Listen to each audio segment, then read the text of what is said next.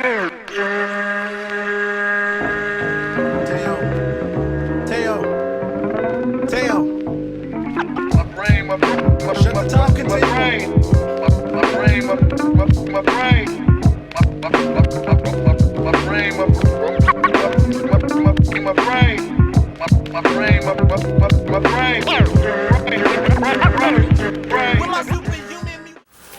up, bitches? It's the misanthropic one, aka He Who Hungers, and I'm back up in this bitch for another rant/review. Today I want to talk about this album right here, J. Cole's latest album titled For Your Eyez Only. Shout out to my nigga J. Cole. Y'all know who he is. Dope MC from North Carolina. Dropped a new one on us. Barely any promotion behind it. I think he had one video that dropped, I think maybe a week before it came out, a week or two, I don't know. But I love the fact that he's taking the whole Beyonce Kendrick approach. Like, he's not even gonna really drop a lot of shine behind it, and he still has enough confidence in his skills to sell, okay? So I definitely love that about this dude.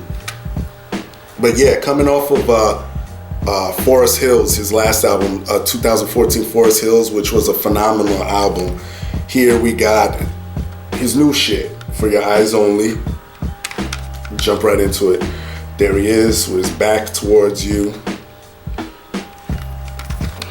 The back, got a little girl here. Track listing, 10 tracks. Let's open this bitch up. Oh, this is falling out. There you go, got him chilling there. Got him looking up over there. Nothing really going on back there, okay? So.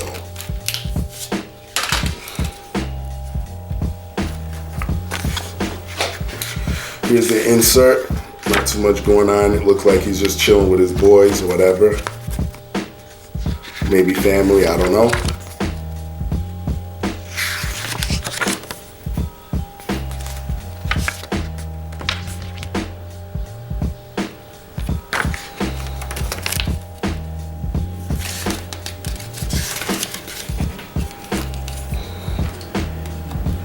Alright, so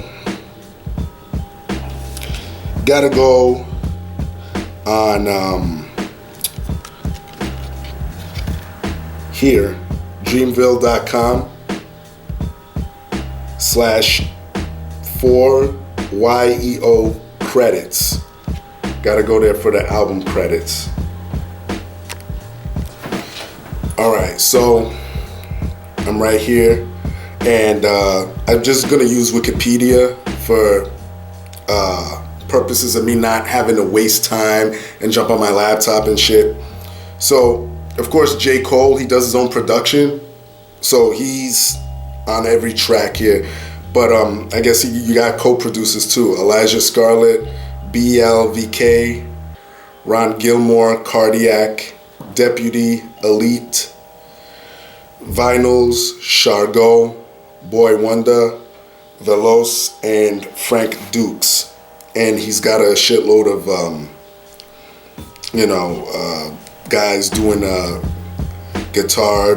Well, he does guitar and bass himself, strings, piano, and shout out to all of them, okay? Okay, as far as features are concerned, let me look. There's no one really featured on this album, which I like. I mean, you have background vocals and shit. Shout out to K Fox, Chargot, I mentioned just a minute ago, Ari Lennox, Irving Washington, Stephen Lacy, T.S. DeSantis, Brittany Carter. So it's basically no one featured on the back, okay? Pros and cons. Pros is J. Cole, dope lyrics, love his voice. I love how his voice seems a little bit extra raspy on this album. I don't know, maybe it's just me, but I caught him being a little bit more raspier than ever. I love that about him. Very distinct. I love his how he mixes a little bit of the soul vocals in some of the tracks, some of the bars, and he makes it his own. He's not like being super commercial with it. It's just, he's not doing it for that sake. And that with his content as well, which he doesn't stray from. Got great tracks here about shit. Immortal, Ville Mentality, Deja Vu, I'm still trying to break down. He has a few tracks on here towards women. She's Mine, Part 1 and 2, Folding Clothes as well. Folding Clothes, which is a simping track, but I do like it. It's lyrical, so I could give it a little pass. But what I love about this album and about J. Cole as well is and this is where I don't want to turn this into a social rant, but I kind of have to. This kind of borders into my socio part of my channel.